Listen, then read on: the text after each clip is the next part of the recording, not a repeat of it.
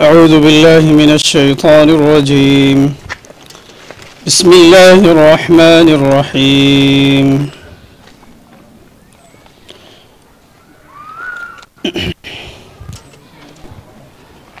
وأحل الله البيع وحرم الربا فمن جاءه موعظة من ربه فانتهى فله ما سلف وأمره إلى الله ومن عاد فأولئك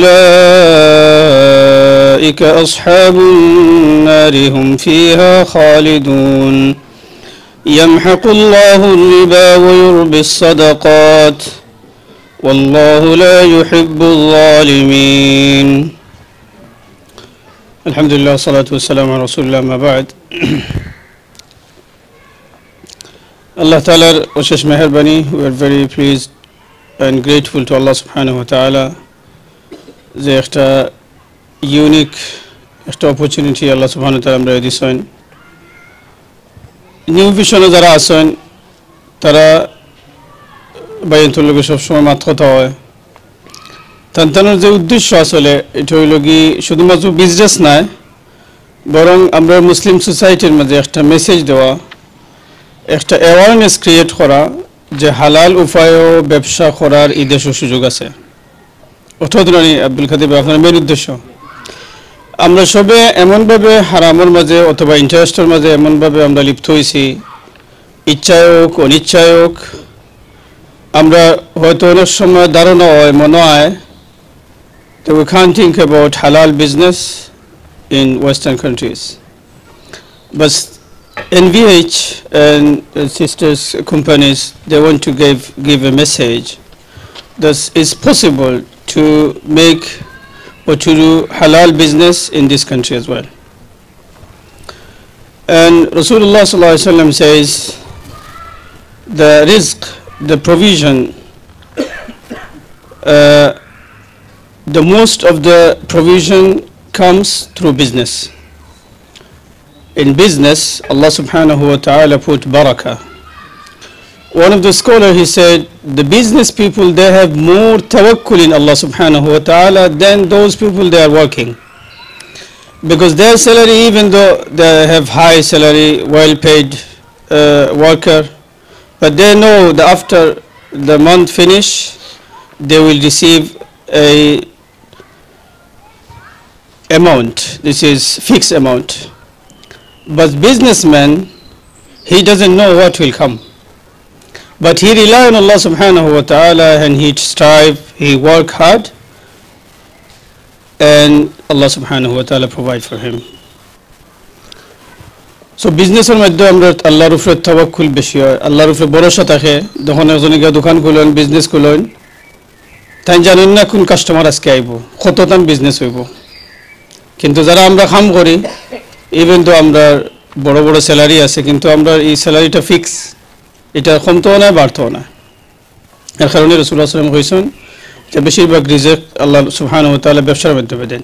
যাই হোক, আমার টাইম বেশি নাই, আমি যে আপনারা এই যে কয়েকটা যে দেখছি ওগুলো দেখে আমার একটা মনে হয়েছে একটা হাদিসের কথা রাসূল করিম সাল্লাল্লাহু আলাইহি ওয়াসাল্লাম কইছেন যে আরবাউন মিনাস সাআদা, ৬০টা জিনিস যদি খেউরের ওই যায় তাহলে মনে করতে হইব যে এই মানুষ সাঈদ, মানে ফরচুনেট, এই মানুষ কামিয়াব, সাকসেসফুল। সো আলহামদুলিল্লাহ বাইনতে খুব সুন্দর করে ৬০টা জিনিস এখনো করছেন। এক জিনিস হইল কি আল মারকাবুল ওয়াসিআ, একটা কমফোর্টেবল কার গাড়ি যদি থাকে তাহলে এটা হইল কি একটা সাইন যে আপনার জীবন, আপনার লাইফ সুন্দর হইয়া চলে। গাড়ি বিজনেস করছেন আব্দুল কাদের ভাই। আরেকটা হইল কি المرأة الصالحة অথবা الزوجة الصالحة, pious wife. তো pious wife পাইবার লাগি যে ওয়েডিং করার দরকার, তারা ওয়েডিং করার ব্যবস্থা করছেন। আরেকটা হইল কি المركب الواسع, البيت الواسع, একটা কমফোর্টেবল হাউস, একটা রিজনেবল ভাবে সুন্দর করে থাকা যায় এভাবে একটা হাউস, আল বাইতুল ওয়াসিআ, ওয়াইড হাউস। সো হাউসের লাগি এনভিএইচ, ঠিক না? আর ৪ নম্বর হইল কি আল এটা কি আমরা যেটা provision, provision for peace. তো provision for peace এটা কিতা লাগি যাতে আমরা এন্ডিংটা আমরা সুন্দর করে হইতে পারে। আমরা অনেক সময় দাফন কাফন করবার লাগে অনেক প্রবলেম হয়, অনেক ডিফিকাল্টি আমরা ফেস করি। সো এটার মধ্যে আমরা হাদিস যেখানে আছে আল্লাহ নবী সাল্লাল্লাহু আলাইহি ওয়াসাল্লাম ফরমায়েন আল জারুস সালেহ, একজন সুন্দর অথবা পায়াস নেইবার যদি আপনার থাকে, তো এটা হইল কি one of the things for fortunate or for success. So good neighbor অথবা pious neighbor, আমরা তো অবশ্যই দুনিয়ার যারা আমরা নেইবার আছেন, আমরা বালা যদি নেইবার থাকে তাহলে আমরা অনেক সময় তার উপরে আমরা রিলাই করতাম পারি, অনেক হেল্প হয়। কিন্তু আসল যে হেল্প আমরা দরকার এটা হইল কি আমরা যখন কবর একা থাকবো, কেউ থাকতো না, আমার মায়ার মানুষ না, আমার ওয়াইফ থাকবা না, আমার হরুতা থাকবা না, মা থাকবা, বাপ থাকবা, এই সময় আমার যে নেইবার হইব, এই নেইবার হইল কি আল আমালুস সালেহ, আমরা সুন্দর আমল, আমরা নেক আমল। আল্লাহ নবী সাল্লাল্লাহু আলাইহি ওয়াসাল্লাম হাদিসের মধ্যে ফরমায়েন যে যখন একজন মানুষকে কবরস্থ করা হয়, দাফন করা হয়, এরপরে যখন তার প্রশ্ন উত্তর শেষ হয়ে যায়, এরপরে আমলে সালেহ একটা সুন্দর মানুষের সুরত দরিয়ায় আওয়ার পরে কইন যে তোমার সুসংবাদ দিয়ার, গিভিং ইউ গ্লাড টাইডিংস, কোনো চিন্তা করিও না, আমরা তোমার লগে আছি। তখন এই মানুষে জিজ্ঞাইবা যে আমার আপনি খেয়ে বলে আমরা হইলাম কি, আমি হইলাম কি তোমার নেক আমল, তোমার উত্তম আমল। এই কারণে দুনিয়া এবং আখেরাত দুইটারে চিন্তা এখনও করছেন, এটার লাগি আমি তান্তানে ধন্যবাদ দেই, শুকরিয়া আদায় করি। কারণ আমরা মুসলমান হিসাবে আমরা আল্লাহ সুবহানাহু ওয়া তাআলা যে দোয়া শিখাইছেন এটা হইল কি রব্বানা আতিনা ফিদ দুনিয়া হাসানা ওয়া ফিল আখিরাতি হাসানা। দুনিয়ার কথা পয়লা Allah grant us goodness of this দুনিয়া এন্ড গুডনেস অফ আখিরা।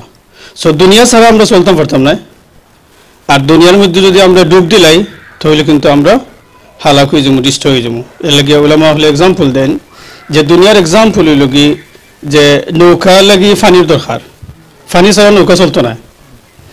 আর যদি ও পানি আবার নৌকার ভিতরে ঢুকে যায় তাহলে বড় ডুব হয়ে যাব।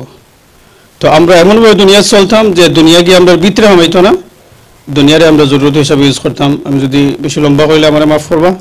সাল্লাল্লাহু আলা নবিয়িনা মুহাম্মদ ওয়া আলিহি ওয়া সাহবিহি ওয়াসাল্লাম। আলহামদুলিল্লাহ, চমৎকার সুন্দর কোরআন তেলাওয়াত এবং তার সাথে সাথে অনুবাদ ও কিছু তর্জমা আমরা শেখ আব্দুল কাইয়ুম সাহেবের কাছ থেকে শুনলাম।